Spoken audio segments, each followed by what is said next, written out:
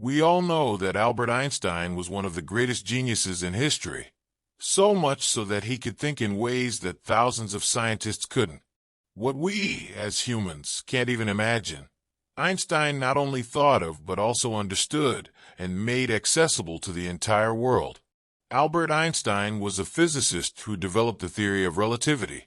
His famous equation, E=mc², and the laws of the photoelectric effect, left the world both shocked and awestruck. Because of this, he was awarded the Nobel Prize. Due to his extraordinary thinking and deep understanding, people believed that Einstein must have had a special brain, much different from that of ordinary people. Einstein himself also shared this belief.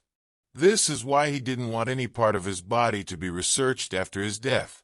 In fact, he had given instructions to have his body cremated and buried. However, what Einstein feared most happened.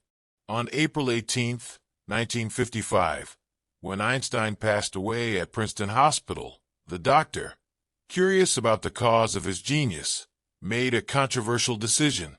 Dr. Thomas Harvey, more interested in studying the brain of the greatest genius the world had known, stole Einstein's brain. Welcome back to World Explorers Corner videos. Viewers, after learning of this, Princeton Hospital dismissed Dr. Harvey from his position. However, Dr. Harvey sought and obtained permission from Einstein's son, Hans Albert, to continue studying his father's brain, hoping to reveal the secrets hidden within it. Thus began the longest journey of Einstein's brain. Dr. Harvey, a pathologist skilled in postmortems, believed he could research such a remarkable brain. Dr. Harvey preserved Einstein's brain and took it to Philadelphia, Pennsylvania, where he photographed it, cut it into 240 pieces, and stored each part in different jars, hiding them in his basement. Over time, his actions led to many disputes with his wife, who threatened to dispose of the brain. The tension eventually resulted in their divorce. Dr. Harvey then moved to Wichita, Kansas, where he worked as a medical supervisor in a biological testing lab. During his free time, he continued to study Einstein's brain. However, despite many years passing, Dr. Harvey didn't make significant progress in his research, and eventually, his medical license was revoked. This led to him working in a plastic factory. It was at this point that Dr. Harvey decided to send the brain to the world's top neuropathologists for in-depth research. In 1985, 30 years after Einstein's death, a study was published on his brain. This research revealed that Einstein's brain was quite different from that of a typical human. The most notable difference was found in the corpus callosum, a key area of the brain. The human brain is divided into two halves. Each side controls different functions in the body. The left side controls the right side of the body, and vice versa. The left hemisphere is primarily responsible for speech, understanding, mathematical calculations, and writing, while the right hemisphere controls creativity, visual recognition, and musical abilities. Now, the corpus callosum is the part of the brain that facilitates communication between the two hemispheres. Einstein's corpus callosum was notably larger than that of ordinary people, meaning his brain had a stronger connection between the left and right hemispheres. This allowed him to process complex problems and situations simultaneously.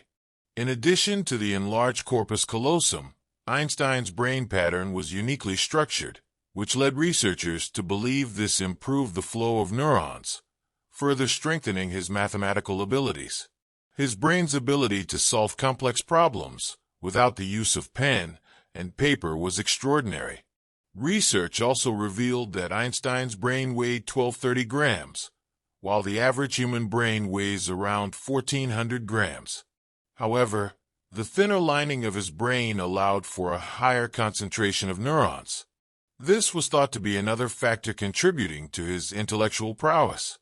The question then arose, was Einstein born with a special brain, or did it develop differently over time? Research revealed that Einstein couldn't speak at all until he was 5 years old. Most children begin speaking around 2 or 3 years old. Even when he began speaking, he was often lost in thought and showed little interest in conversation. His memory was weak, and even simple math tables were difficult for him to remember. Despite these early challenges, Einstein had a remarkable talent for logically processing mathematical concepts, rather than memorizing them. In school, he struggled in every subject except for math and science, where he excelled.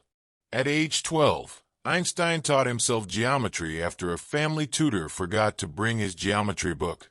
In just one day, he mastered the entire book and grasped the concepts of geometry. By age 14, he had already mastered integral and differential calculus.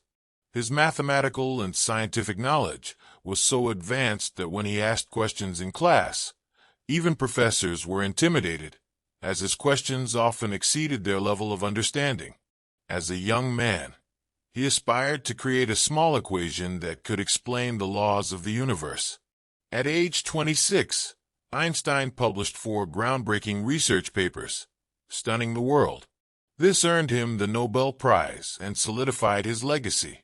Without his theories, the field of science would still be incomplete today.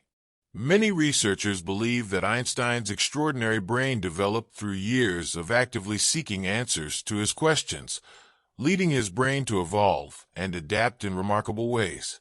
Today, Einstein's brain is still preserved at the Mutter Museum in America, where it is securely kept and examined through advanced microscopic techniques. I hope you enjoyed this video from World Explorer's Corner. Please like, share, and leave your comments. See you in the next fascinating video.